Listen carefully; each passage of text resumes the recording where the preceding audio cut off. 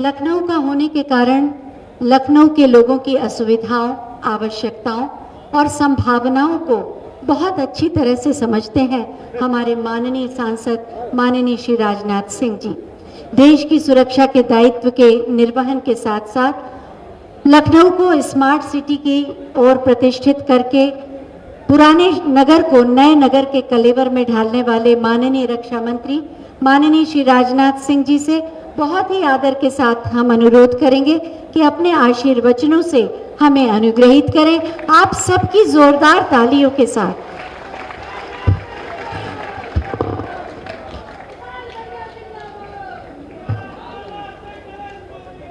उत्तर प्रदेश के यशस्वी मुख्यमंत्री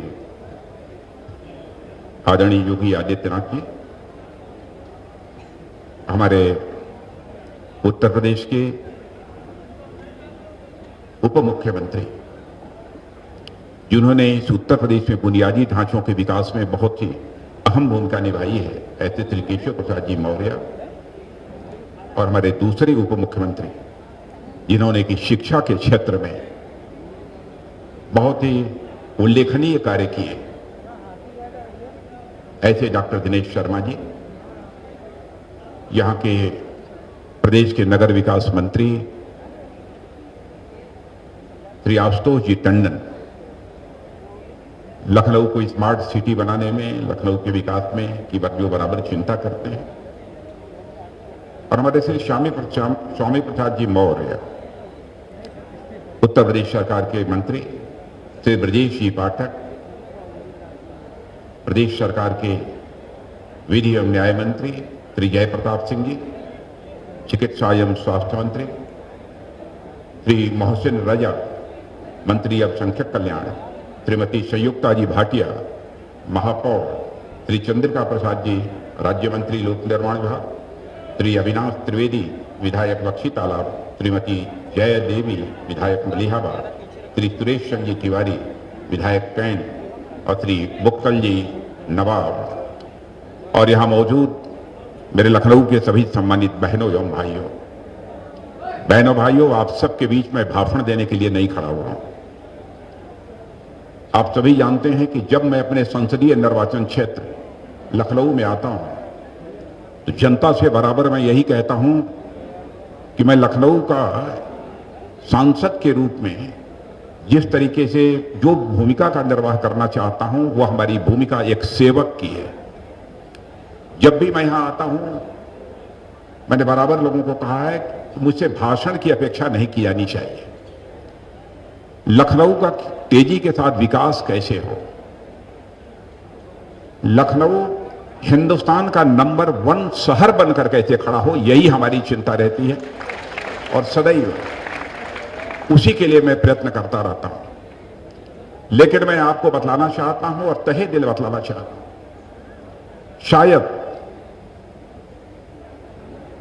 आज के हमारे मुख्यमंत्री श्री योगी आदित्यनाथ जी न होते तो मैं लखनऊ के विकास के लिए इतना काम बिल्कुल नहीं कर सकता था। और मैं यह भी कहना चाहता हूं, उप मुख्यमंत्री श्री केशव प्रसाद जी मौर्य ने समय समय पर जिस तरीके से निगरानी की है, जिस तरीके से रुचि दिखाई है, इसके लिए मैं श्री केशव प्रसाद जी मौर्य को भी धन्यवाद देना चाहता हूं, उनके प्रति भी मैं आभार व्यक्त करना चाहता हूं। हमारे सभी विधायक, यहां के दूसरे उप मुख्यमंत्री डॉक्टर दिनेश शर्मा जी, सबने यहां के विकास में रुचि दिखाई है। सारे विकास के लिए यदि कहा जाए तो श्रेय सभी को जाता है, उसका श्रेय मुझे नहीं जाता है। लेकिन मित्रों, एक बात, जब से मैं एयरपोर्ट से चला हूं, मैंने देखा कि बहुत सारी होर्डिंग्स लगी हुई थी, बहुत सारे लोगों के, हम सब सारे लोगों के चित्र लगे थे। मित्रों, मैं पिछली बार भी आया था, एक बार जब यहां पर ऐसे ही लोकार्पण का कार्यक्रम था, उस समय भी, लेकिन उस समय उसकी चर्चा नहीं कर पाए। लेकिन मुझे दिल से जो लगा वो मैं कहना चाहता हूं। इस संसदीय निर्वाचन क्षेत्र का प्रतिनिधित्व हमारे श्रद्धेय अटल बिहारी वाजपेयी जी कर चुके हैं।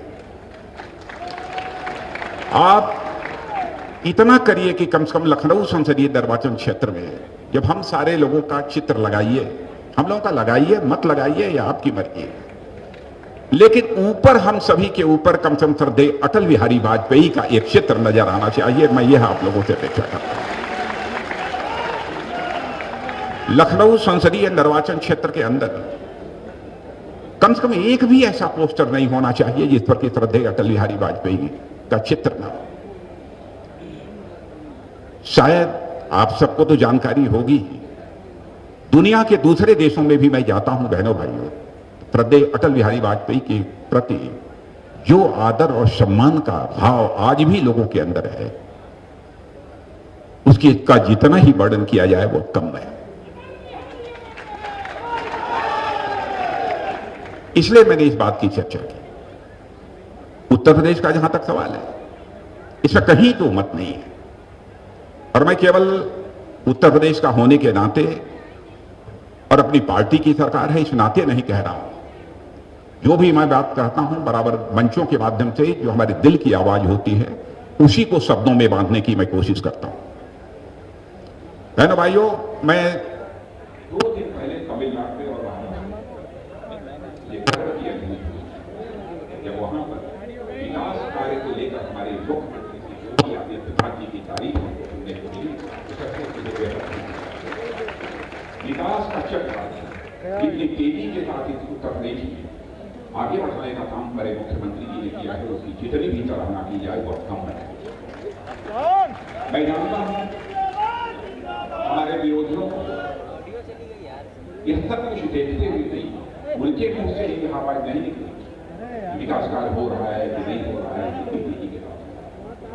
लेकिन यदि कोई राजनीतिक विश्लेषक ईमानदारी के साथ यदि विश्लेषण करें, इसके पहले भी सरकारें आपने लिखी है, लेकिन जिस तरीके से विकास के विकास की गति को तेजी दी है हमारे मुख्यमंत्री योगी आदित्यनाथ जी, उसकी जितनी भी सराहना की जाए वह कम है।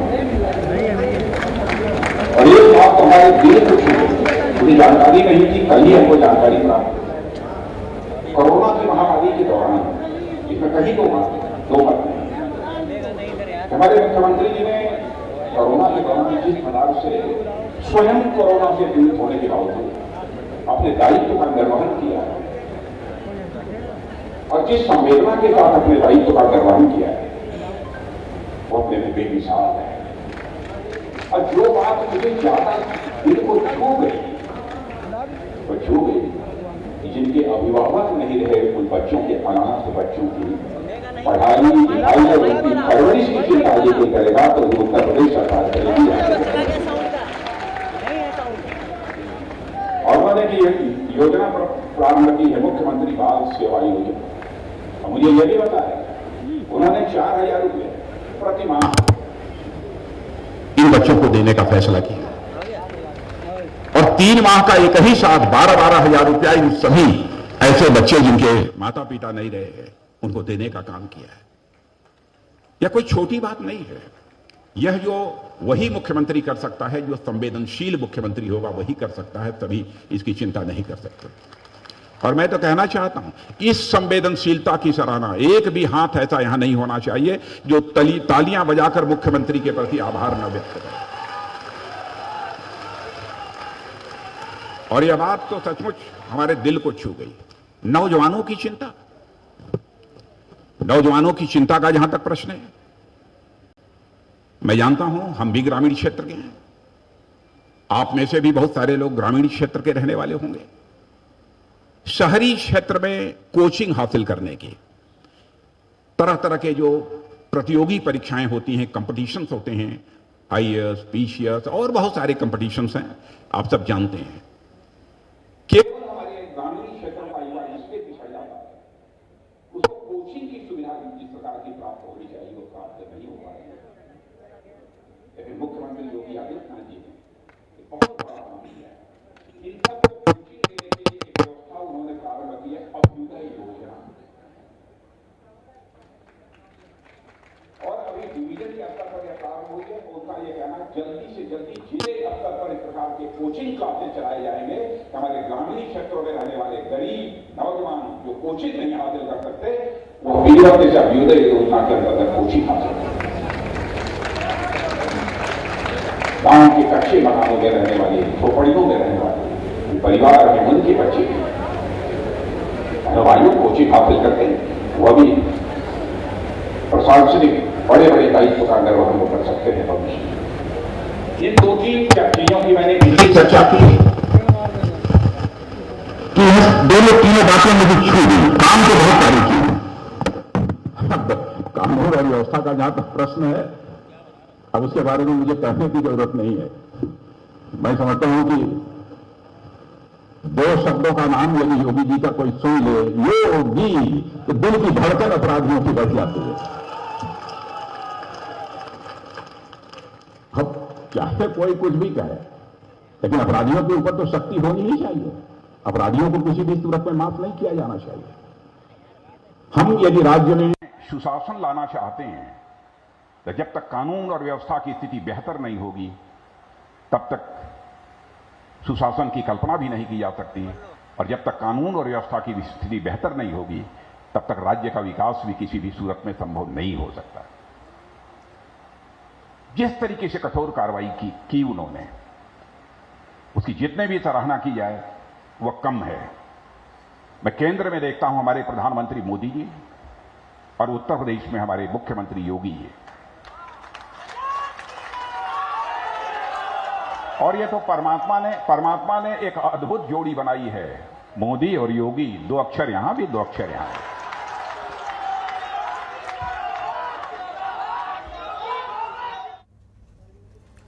तो रक्षा मंत्री राजनाथ सिंह को आप सुन रहे थे। 1710 करोड़ की परियोजनाओं की सौगात आज लखनऊ को उन्होंने दी है और अपना संबोधन वो दे रहे थे। खबरों के निष्पक्ष विश्लेषण के लिए सब्सक्राइब करें Jantantra TV and press the bell icon. Never miss any update.